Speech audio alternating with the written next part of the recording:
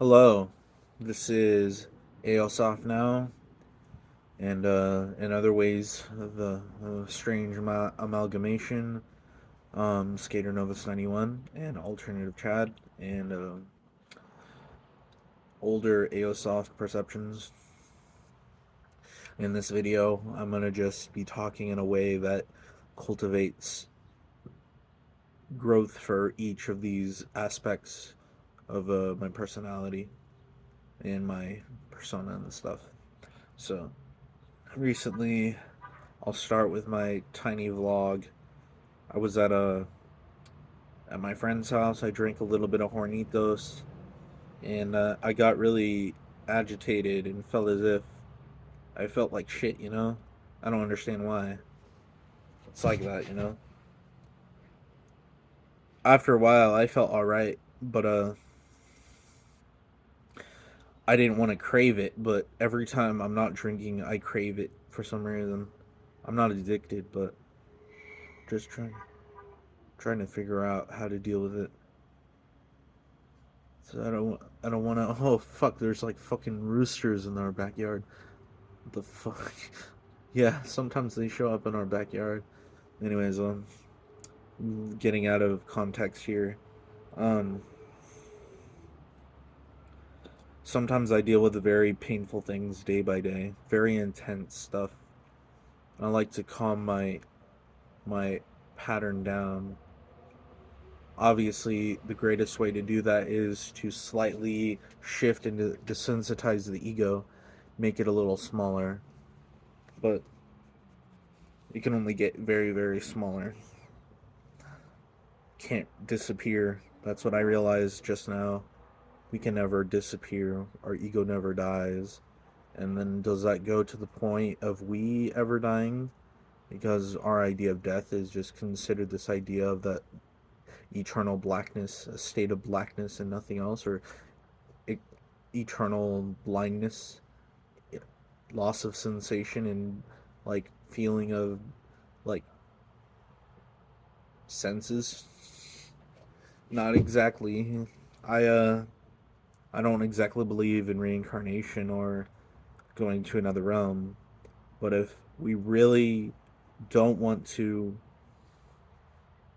just be gone forever, we should absolutely find ways to survive for a long fucking time.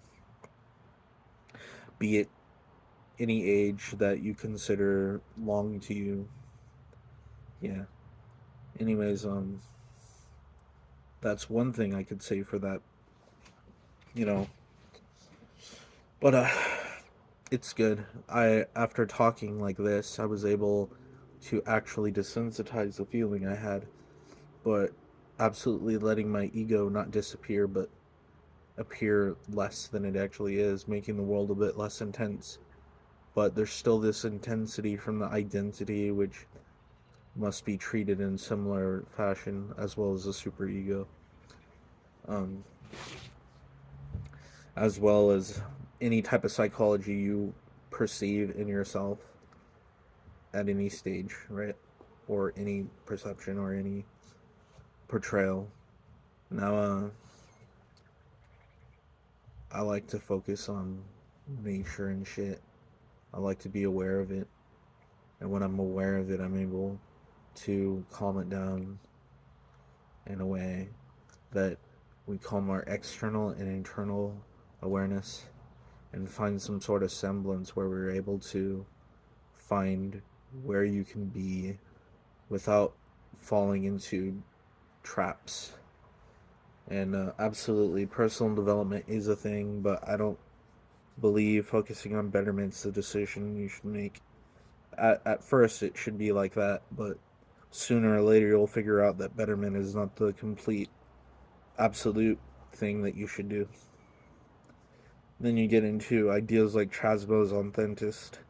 That is a little bit further than personal development, focusing on aesthetics, not by look, but kind of like a some sort of alternative spiritual journey that I sort of went on years ago. But honestly, I don't really believe in the idea of spirit, the idea of soul, the idea of anything that we can just define as ourselves. Obviously, we know what's real when it's around us, when we see people around us, when we deal with people around us, and that's unique in a way. Um, right now, I'm just working on trying to come up with much more ideas so I can provide more content on my channel and on Facebook, because I care about what you guys say as your courtesy of what you want me to talk about over and over. I don't really get a lot of comments. That's what I'm really after right now. But yeah. So further through this in our daily coaching newsletter, I'll be talking about why it's important to not be an alpha in a situation, and important to entail an alternative beta kind of attitude, but don't completely fall into the hands of portraying this attitude like an act or reality, but seeing it as more of a sphere of influence, kind of an idea archetype that doesn't completely hold you down to your knees. See, my theory is that our normal state of mind is sort of like that high value state, but not a lot of people get to that high value state because they confuse it as raising your vibration, or being tough, being a bad boy, all that type of jazz. But you can't really judge a person and judge how their vibrations are, because it's very complicated to even see that, right?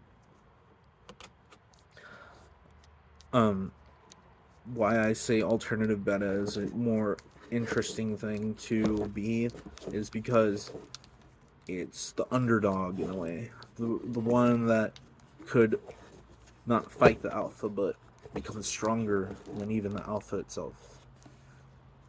But more and more as I realize this, more and more it doesn't really matter.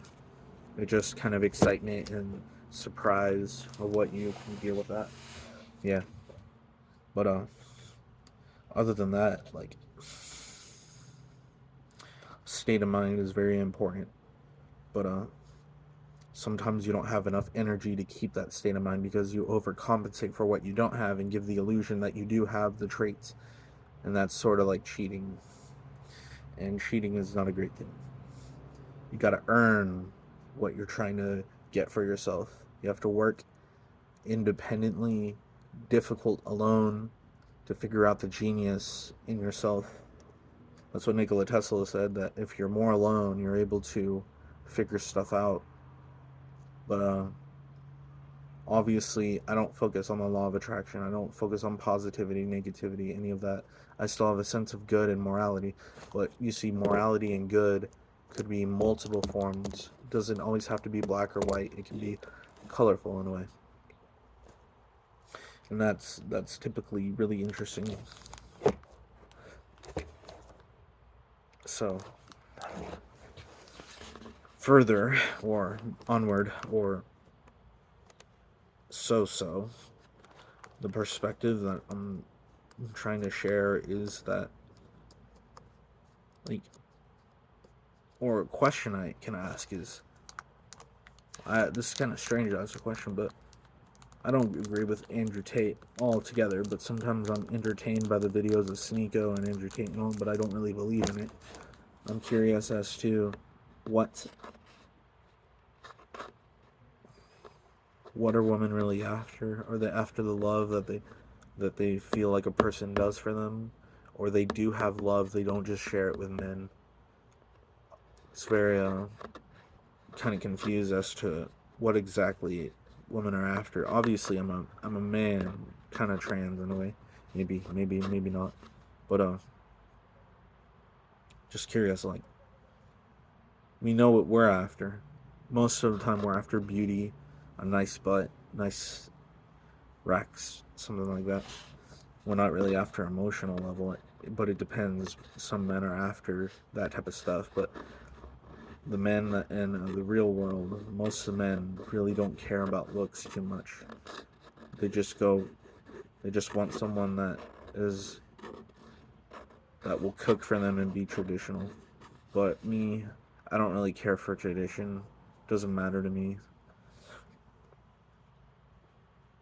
It's just I don't know if I feel a lot of wisdom or not. Not entirely sure. I don't really like the feeling of wisdom. It's kind of irritating. Um, so what I was really excited about is this high value feeling, where it's like a different perception. It's like out of body experience almost.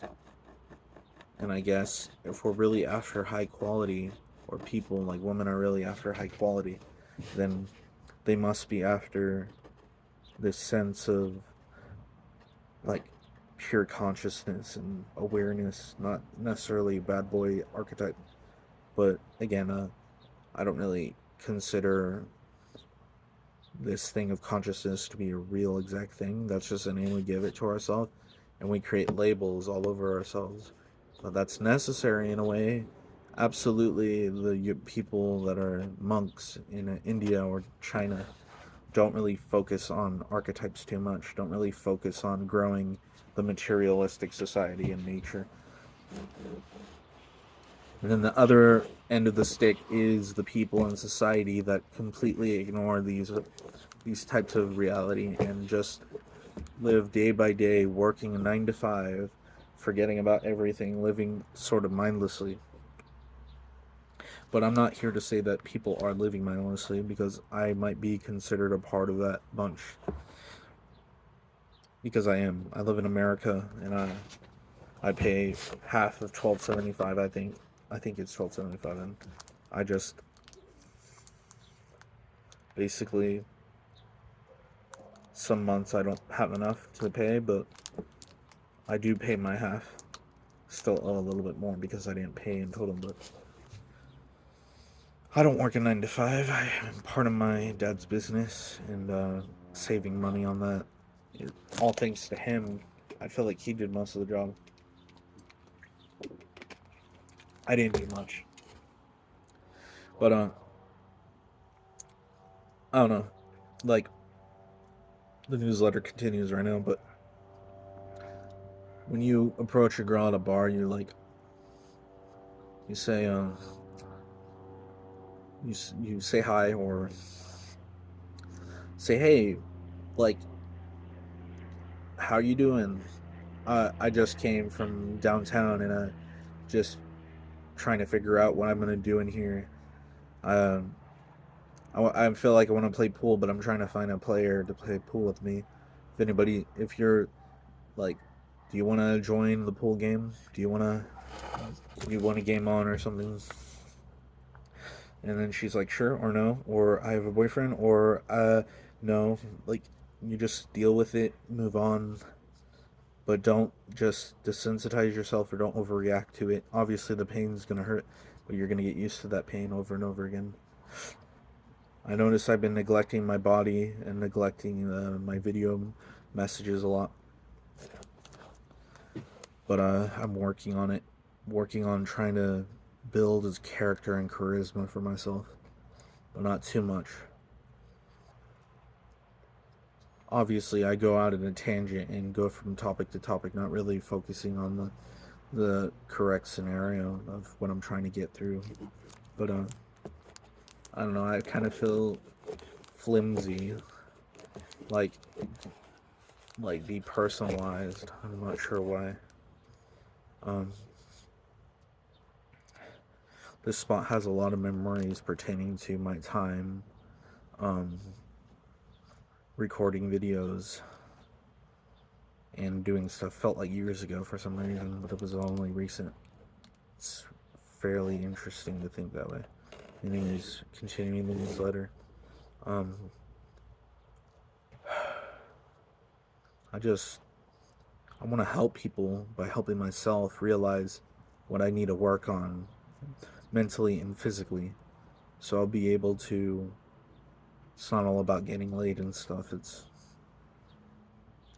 about developing a companionship, a friendship that is not getting thrown into the friend zone.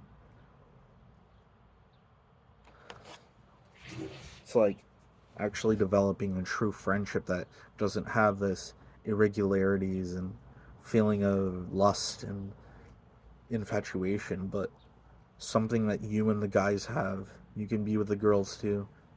It's cool like that. But anyways, that's all for now. Thanks for watching. Comment, subscribe. Thank you.